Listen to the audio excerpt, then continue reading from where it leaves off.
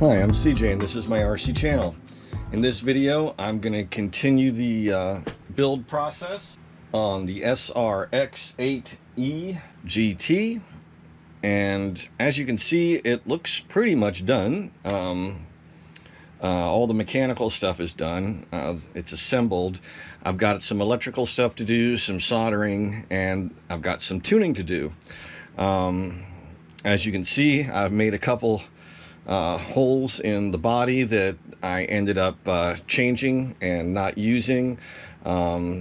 This is one of the things that can just happen during a build where you think that something's going to work one way and then it really doesn't. Like these depressions here, these faux vents were a bit of a problem. I was trying to avoid making holes this far back in the body because, as you can see, the wing posts are visible, and as you can also see, I've added a couple extra screws. I've actually moved the wing backwards about half inch, maybe 3/8 of an inch, to so I could use these holes back here, or make holes back here, and be able to get to them. And so, you know, it is what it is. It's not going to be any kind of problem. The wing is actually more stable with these extra mounting locations. But so anyway, now that the body is fitted and heights are measured and whatnot, clearances are checked, and everything's good to go as far as that goes. See, that's one of the issues when you're using a third-party body with a car that you're in the process of building. This car does not come with a body of its own. It's up to you to get one. And at the time, the Serpent body wasn't available, so I had to go with something aftermarket.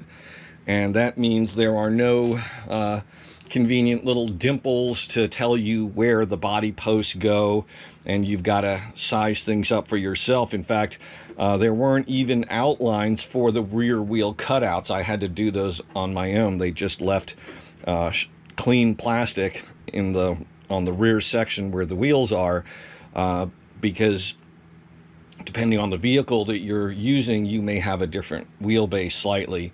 And so they, you know, that all had to be figured out and done and decided upon, and it was all done during the build process. So that's why at times you would see wheels on the car and you're thinking, wait a minute, he hasn't done this, or this. Why does he have wheels on?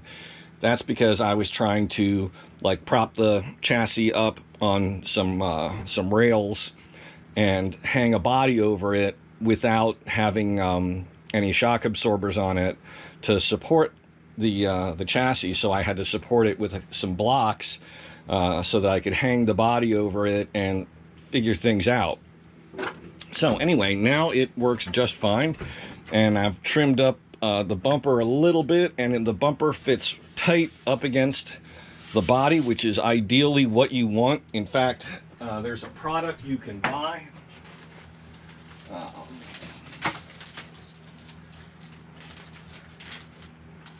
It's made by the company that produces this body in particular. Their name is Sweep, and if you Google them up, you can find their website, and this is one of the products they sell, and it's basically about 1/4 inch thick strips of stick-on foam. So if your bumper does not fit up against your body, you can add pieces of this to the bumper that you have and kind of fill in the gaps so that you don't get air coming up in between the bumper and the body and creating a parachute effect. Ideally, you want to have a nice airflow going under the car and out the back. So this is a something that you can pick up if you have that problem, and this will do just fine for 1/10 scale or 1/8, whatever you're running, even 1/12 scale. You know, you just cut it to fit and stick it on. In fact, there's probably a lot of other uses that you could find for this product. I have a ton of these boxes. I've talked about this before. Staying organized is very important. these are all my spares that came with the kit. For example, the front insets, those adjust the settings for the front A-arms, the lower control arms. Likewise, for the rear front and the rear, there's two sets of them that determine the rear toe is a fixed thing that you can adjust with these. And then you've also got the settings for anti-squat, and that's kind of like camber. Someone was at my front door dropping mail. Okay, so these items here are for the front and rear differentials to adjust their height. These are the 0mm hexes, so if I want to try narrowing either the front or the rear, I can swap those. Some shock parts, and a bunch of shims for different locations. These little plates here are the ones that I replaced with carbon fiber plates to stiffen up those arms. Again, following this guy's setup, he had the you can see right here on the front arm skins, he's running both top and bottom skins. He's running the bottom nylon and the top carbon. So you have the ability to run no skins at all, have a lot of flex. You can run one or both nylons. You can run one or both carbons, or any combination of those. So that's a lot of tuning right there. The nylon ones that I did not use that came with the kit, because the kit comes with top and bottom nylons, I've got them in the box here in case I want to swap those out. I've got the stock springs, the silver and black springs that came with the stock setup, and I've got my new springs mounted.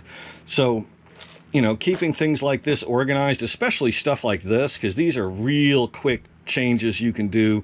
Oh, and of course these items right here, these are for the outer, the rear knuckles. Those let you raise the ride height and change the rear track, how close together the rear wheels are.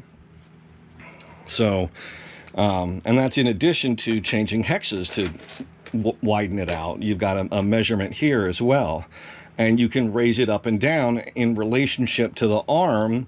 That means you're raising the axle up and down, and that there's a...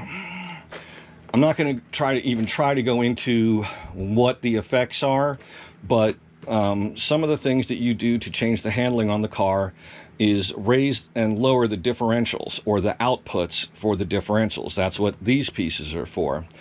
And that basically raises the inner axle locations. These will raise or lower the outer axle locations. So how level those rear axles are, and whether they are lower on the inside or lower on the outside, can dramatically affect handling. It affects how the car reacts under acceleration, whether it wants to squat or kind of lock down the suspension, or whether it kind of climbs. Again, there's a whole bunch of I could go for a long time just trying to talk about that subject, so let's not go there. But that's what all these pieces are for, and all of these come stock with the kit, so you want to keep them around so that you can make adjustments. And having them in boxes like this, you know, makes it very handy. You know where everything is. You're not trying to root through little plastic bags, and they're fairly inexpensive. These are basically like organizer boxes. Some of the boxes I have are tackle boxes. I tend to buy a bunch of the same kind at the same time. I'll buy like 4 or 5 of this type, so they all stack together and fit in the drawer better, things like that. If you've got 10 different boxes and they're all slightly different sizes, kind of makes it hard to organize. But you know, again, let me just show you another one as an example.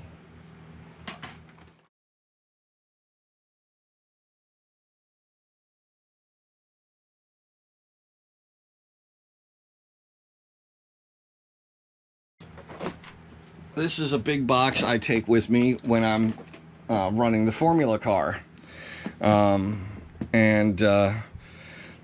Basically, I've got a bunch of different tire setups. I've got a bunch of front suspension arms; those break and get bent.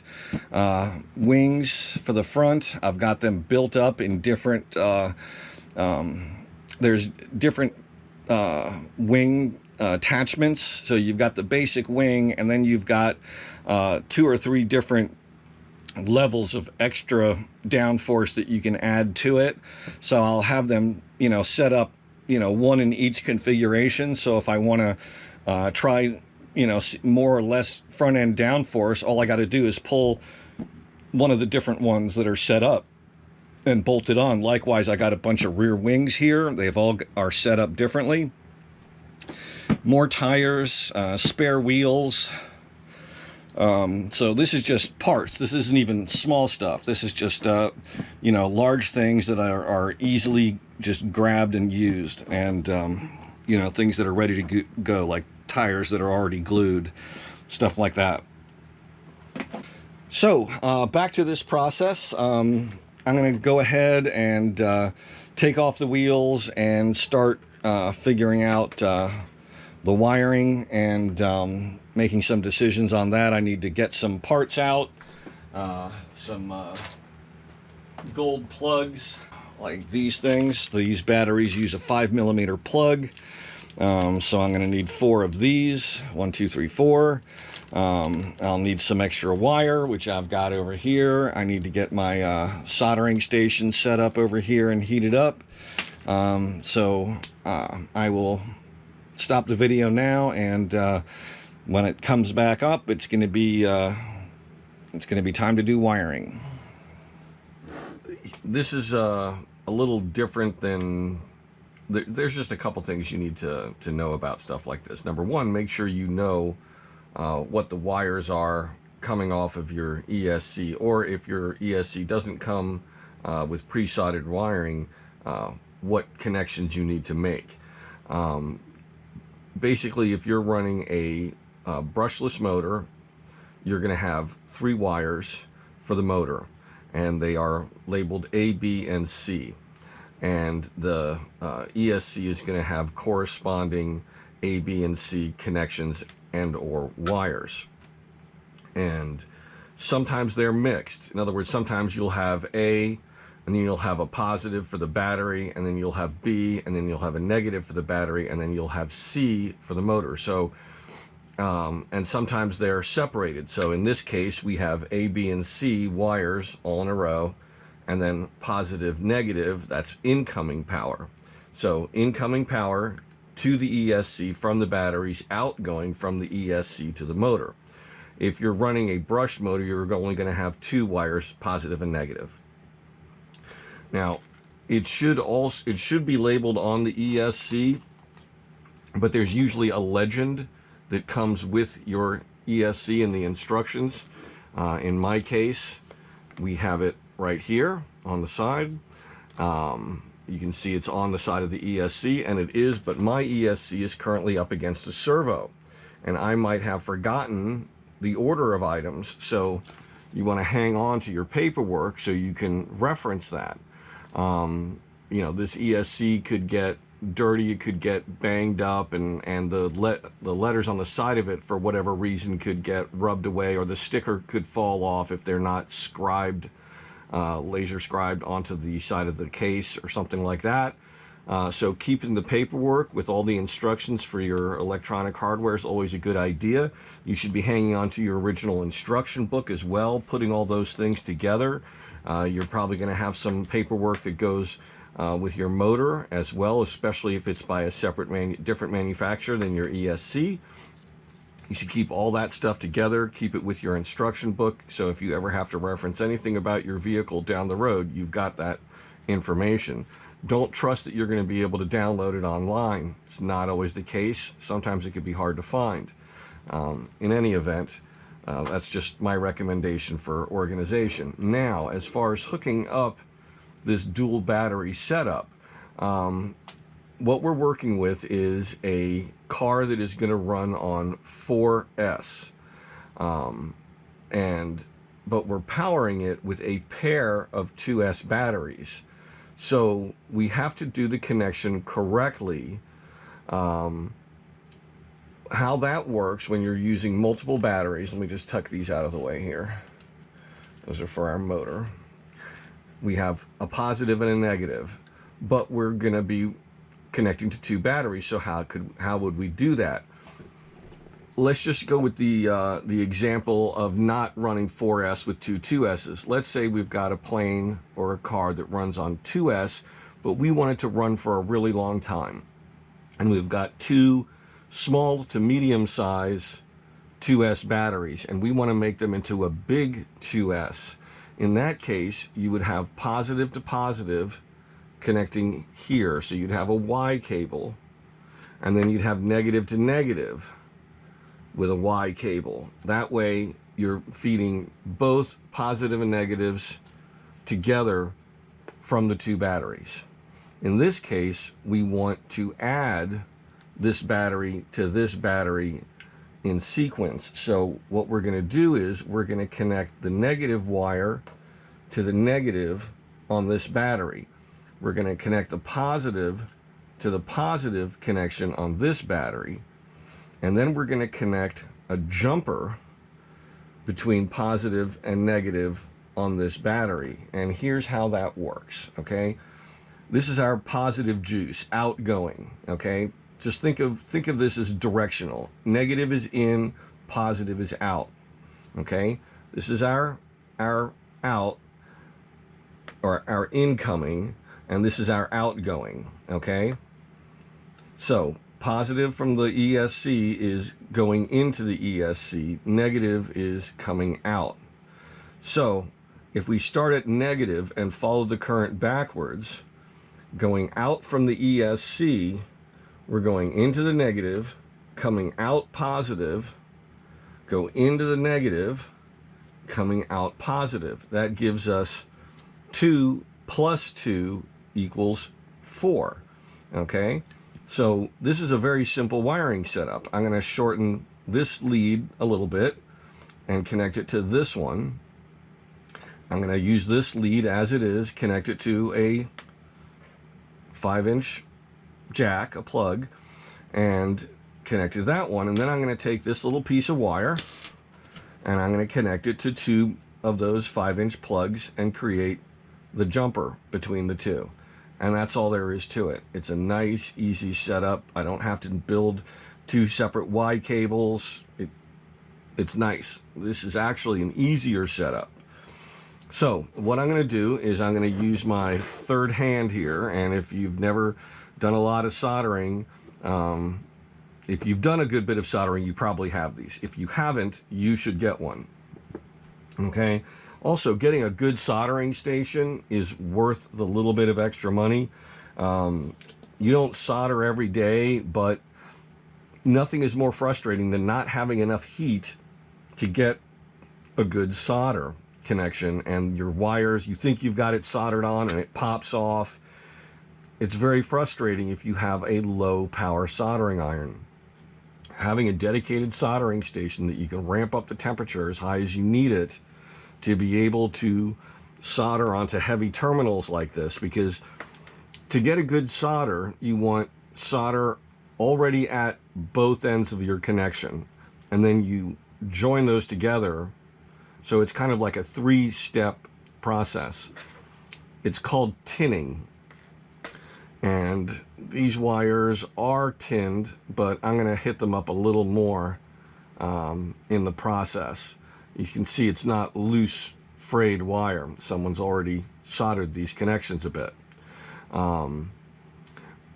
What you ideally want is solder here, then you heat this connection up here and solder onto this. So this is covered with solder. It's been heated already. It's had a sorry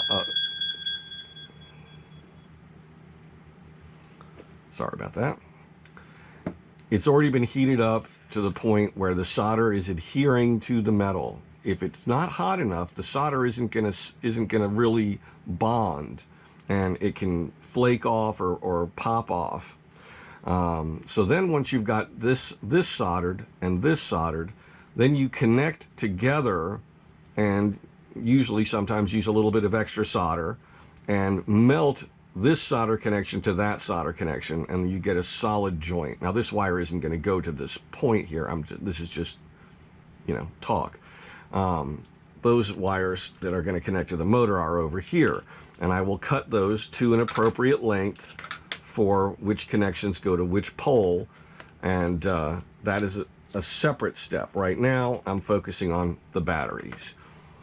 So I'm going to start by making my little joint connection here. So I'm going to take one of these connectors and I'm going to rotate my little soldering helper here. Sorry, I'm having a hard time here. I hurt one of my fingers the other day. It's part of hobbying.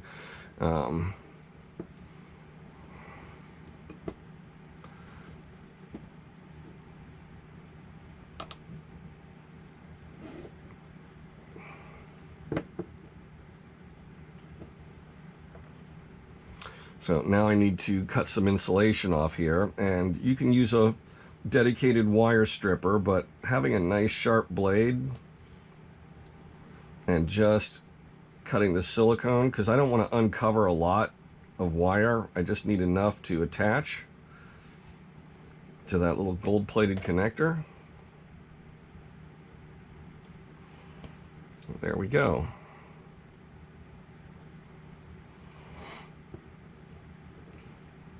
So now I'm set up for that. I'm going to go ahead and pause the video while I heat up my soldering station.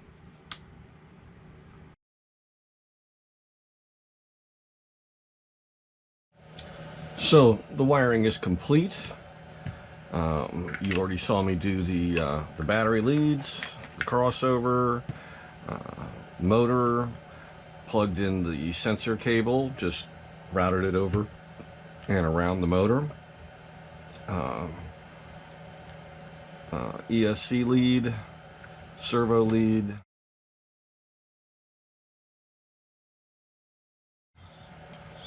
nothing gets caught, everything's clear, and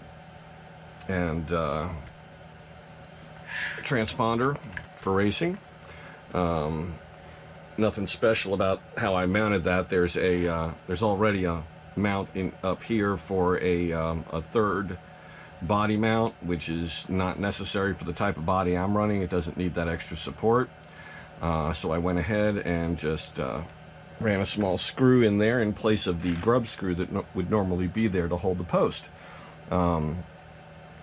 Coiling the wires is simple enough. Just take one of your hex wrenches, roll the wire around it, slide it off, done.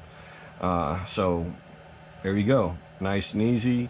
I did decide to go ahead and two-sided tape the receiver up here onto the carbon fiber center brace. I did it up at the head area here because there's no flex in this area. It's there's 4 screws, 2 there and 2 there, so this area is going to be solid. I figured if I did it out here, if there was any flex, it might just, might loosen the tape. Probably wouldn't be an issue, but I thought I would just leave that as was and just mount up here. So the car is good to go at this point. Now it's just a matter of doing some tuning. I need to bind the receiver because it's a new receiver. Set it up as one of the cars. I need to do a bunch of adjustments here to turnbuckles and get things set up, and then go in and program the speed controller, and then the car is ready to race. I hope you enjoyed this video. Please click like and please subscribe to my channel.